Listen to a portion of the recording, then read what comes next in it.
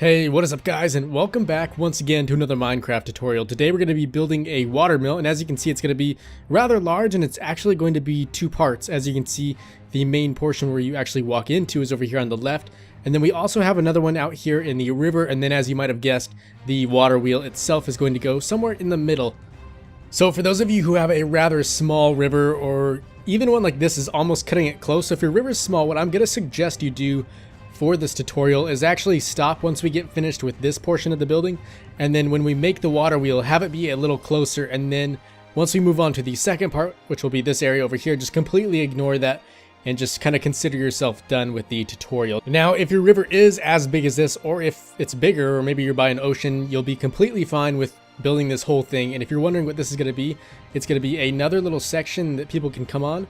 And it's also going to have a cool little roof area that goes over the wheel itself. I think it's going to create a really cool effect, so hopefully you guys will enjoy that once we're done. So for those of you wondering how much room you're going to need for this build, I'll do a quick little overhead view so you can see exactly how much space you're going to want to find yourself. So as you'll see up here, the smallest gaps I have in between the logs are gaps of 1, and then the ones a little bit bigger than that are gaps of 3, and then the biggest ones you'll see me use, such as these over here, are gaps of 5. Now for this, go ahead and ignore this for now. I'll show you how to do this little platform a little later on in the build. We're actually going to decorate it a bit more by adding some rocks and whatnot. And this gap in between here, which is where the water wheel is going to go, that's going to be a total of 9 blocks. But like I said, I'll show you exactly how to do that once we are ready. Usually when I start off, I like to go somewhere at least a little bit close to the doorway, but since this is a watermill, I'm going to start all the way over here right next to the water, or in this case, in the water. So what you want to do is find yourself a nice place at ground level like this, or in my case, I've already built a platform. You can do whatever you choose, start on grass, or you can build one similar to this. And I'm going to place a pillar of 4 tall right here to start it off with. And by the way, wherever I place one block, you're going to want to do a pillar of 4 just like this. So our next one is going to be skipped 2 blocks away like this to the right. Then we'll do one more of those, once again skipping 2 blocks, and that's going to finish off this wall. Then this side over here is going to consist of 3 gaps of 3, so we're going to skip 3 to the right, place that one down, skip another gap of 3, place this, skip one more gap of 3, and place that there. Then for the back wall over here, we're going to skip 1 gap to the left, place this pillar right there, then go forward, skipping a gap of 1, place that, then skip a gap of 3, moving to the left, place this, and then we'll skip 1 gap of 1 right there, moving backwards, and we'll place that pillar right there. Now for this side, we're going to move left, skipping a gap of 3, and we'll place this one here, then we'll move backwards, once again skipping a gap of 3, so we'll place this pillar here, then we'll move right, skipping 3, place that there, and then we'll move backwards and place this one right in the middle, and that should create 2 gaps of 3 on either side. So once you have all your pillars looking like this, what you're going to want to do is create some cross beams like this that connect all of the pillars together, and after you have that going all the way around, you can start to place in some sticky outy bits on the tops of each one of these pillars. Once that's done, you should have it looking something similar to this. After that, what we're going to do is start to fill in some of our walls. So the first material we're going to need is some stone bricks, and then after that, we're going to want to find ourselves some cobblestone full blocks like this, and those are going to go on top. So the first layer is going to be stone bricks, like I said, and then above that, you can just fill in the rest of the walls with the cobblestone. So now that all of our walls are in, what we need to decide now is where we want our windows and our doorway. So for you guys, you can really place them wherever you think they look best. I really don't want you to be forced to place them exactly where I do. For instance, I'm going to place my door right here, but if you guys had maybe a building on this side that doesn't allow you too much room to walk through, don't feel pressured to put your door right here. And same with the windows. If you guys have maybe a rock wall like this blocking some area where I place a window, definitely don't place one here, because it really doesn't look out at anything cool, so there's no point to have it there. Now this spot forever, it's got a little more room, so maybe I'll throw one in there. This area over here, this is kind of where I want my machinery to go, but it might still be cool to place a window right here. And it also, I think it would be cool, for instance, if you guys have just water here, you don't have to do this, but if you have maybe a little room, you might want to think about maybe throwing just an open doorway in here, and then maybe try to make it look a little bit nicer by adding some sort of arch like this, and just kind of do different things like this all the way around the bottom floor, because there's really no limits to what you can do on this. After you've got all of your windows and your doorways in, you might want to think about adding some extra detail that might actually look like it could support the build. So for instance, placing some of these spruce wood stairs underneath all of the sticky outy bits. And then one more thing you can do as you go around is place some stairs like this, and then a half slab on top of that. That can usually look good if you place those around the bottom of each one of the pillars. Now keep in mind, if you have sort of like an instance such as this where it blocks a walkway, that's a spot where you might just want to consider leaving it out. Now, before we move on to the second floor, I'm going to show you a few things that I chose to do that could really help increase the level of detail on your build. So the first thing is you can see on these areas above the water where I put in the supports, I continued them down with even more stone bricks because really you wouldn't want to have them just floating in there, so you got to support them with something. The second thing I did was out on here, I added some rocks that could even support the building just a little bit more. Now some more things you could do to make this look a little bit nicer is maybe add some vines or some lily pads just floating around over here. And then lastly, wherever I had some sort of flat walls, what I did was I took some stairs and replace the full blocks with those. You can see I did it over on the stone bricks and also on the cobblestone walls, as you see right here. And now to begin the second floor, we're going to start off where we kind of began. So we'll place our first pillar right there. Second one is going to be in the same spot. Pretty much you're going to do all of these the same up until you get to this spot right there. And then of course you can copy it on the left side. And then just to make your life easier, you may want to do one last little pillar right in the middle. So once you have all of those pillars raised up so they're 4 blocks tall, you're going to want to do the same thing that we did for the first floor, which was connecting them with a crossbeam and then also adding some sticky addy bits on the tops of them. Once you have that done, it should be looking something similar to this. And next we'll move over here to the left side. And since there's really not any need for anything over in this section, what I'm going to do is actually just start the roof right here. So the first one, and by the way, they all are going to be the same. So once you see how to do one, you should know how to do them all. And yeah, so the first one's going to be right here. We'll start this by going up 2 blocks at a time, all the way until we kind of meet in the middle. And then once we get there, we'll just place 1 block like that. The second set of that roof style is going to be right here on the edge of those 2 blocks. And then the third one is going to be right over there on the edge of these.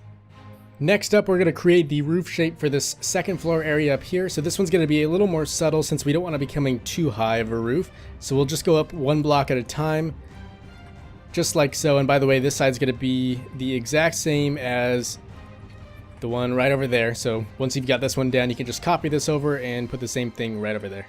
Now, I don't know about you guys, but for me, I really want to try to add as much detail as possible. And I noticed this is going to be looking a bit plain. So to kind of increase its level of detail, what I'm going to do is add another little small roof right here. And this is once again going to go up 1 block at a time.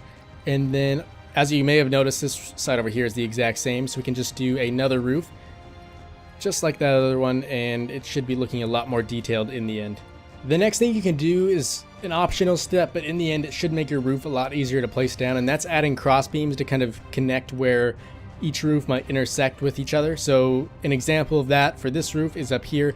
As you can see, I didn't do it all the way down because it wasn't really necessary, but I did do these few places where it might help me out and just give me a nice guideline. Another case of this is on this roof over here. All I really had to do was this top bit, but in the end I think it should help me out quite a bit. The next thing you'll need is every single one of these spruce wood blocks. And we'll go ahead and start by placing a stair here and then just go 2 more to the right until you get a little bit of an overhang. And then from there you can just kind of work your way up until you get to the top. And once you're there, you can take out your spruce wood half slab and place it right on that, and then work your way back down on the other side with your stairs. Once you get to this block, you're going to want to switch it up and start placing in some upside down stairs beneath each one of these. And after you've got those in, we can make our little design at the very top. So that's going to be made out of a full block right there on top of the half slab. And then on the front face of that, we'll do an upside down stair. And then above the stair, we'll finish it off with another spruce wood half slab. Now for these smaller roofs, it's going to be the exact same thing, just kind of in a smaller version, but I at least want to show you how to connect them. So you're going to place another spruce wood stair facing this way, so it kind of creates a little angle like that, and then create another overhang. And then just like we did for the bigger roof, work your way up from there, and then once again finish it off with a half slab on the top, and then go back down on the other side. And then this side you can connect it just like you did for the other one, except it might be a little weird because this, as you can tell, does get in the way. But then once you're here, you can just go ahead and place in your upside down stairs just like we did for the other one, and then make your design. And by now you should know how to do that. Now for these other style roofs, as you may have guessed, it's going to be made a little bit different. So to start this off, what we're going to do is start by placing a full block on top of the double stack of the spruce wood, and then making it an overhang like this. And we'll do this on both sides.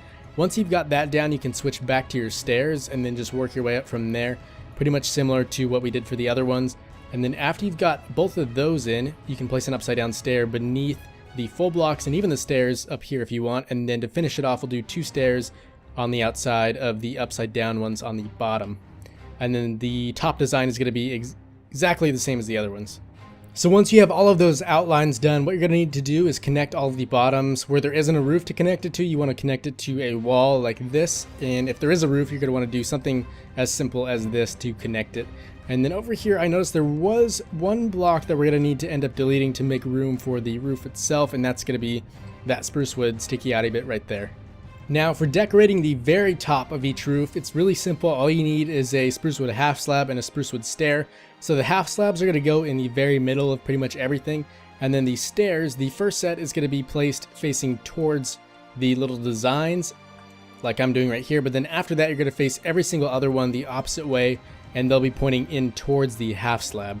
I noticed for this roof it might be a little bit tricky, so what I did was I placed down all my stairs that face out towards the design, and then to kind of clean this up a bit, what I'm going to do is actually delete both of these stairs, and then I'll place, I guess we'll say the half slab right there, and then we can do 2 stairs facing in towards it, and then all of these will face this way, and then these of course will just go back just like this.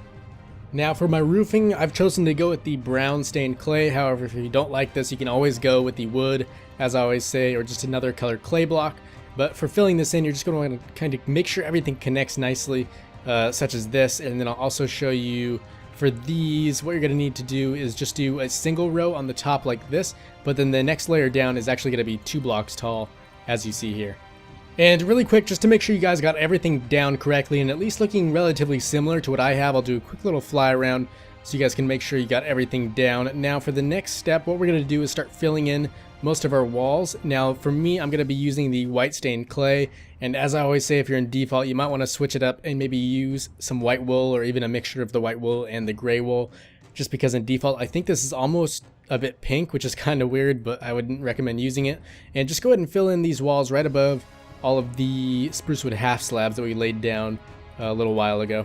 So by now you should have all of your walls in, and make sure you didn't forget to place them all the way upstairs as well, because I almost did. And then after that, what you need to decide is where you want all of your windows. Now like I said in the beginning, this is completely optional and really based on what you think looks best. As for me, I already placed most of mine in, and the only place I found that they wouldn't really look too good is on this side, especially since this is where the water wheel itself is going to go. You might be able to throw 1 or 2 up here on the top, but I think every other spot pretty much looks good, especially inside these little arches on these roofs. Now to make these look a lot better, what you can do is take your half slabs and place them right here. And by the way, I forgot to mention, when you did your walls on these arches, make sure you didn't do them on this, but instead give them some depth like what you see I've done right here. And then so on top of these half slabs, what you want to do is throw in, not those, but instead some of these fences like this, and you'll see that that really does add a lot of detail. And then some other places where you can add those is maybe some on this side. Then I found this is really long and kind of boring, so you might want to think about adding a little bit of variation right there in the middle. But then other than that, you can just throw in some fences all the way along here, and then maybe even do one of those up top. And then I also found that where you have these sticky outy bits right underneath the roof areas like this, it always looks good to just throw a fence or something in there. And I forgot to mention, one last little thing you can do is take out your spruce wood stairs and place them either beneath the sticky outy bits like this, or you can do them on the bottom, and I find that that looks just as good. Now the one place you want to leave them out is wherever you have windows. So say if you put them on the same spot I did on the front right here, you're probably going to want to leave those out, or else it's just going to cover them and make it look a bit odd. But everywhere else they should look quite well. Anyways guys, that is going to do it for today. I apologize for not really getting this done in one part. I just wanted some extra ideas for this area over here, so I was going to try some stuff out before we finish it up tomorrow, and hopefully even hear some of your guys' ideas for some stuff we could do there, or maybe for the wheel, or if you have any changes you want me to make to the main portion of it, please let me know those. Anyways, let me know what you guys thought in the comments of this first part of the build, and hopefully you did enjoy it. So thanks again guys, and as always, I will see you in the next one.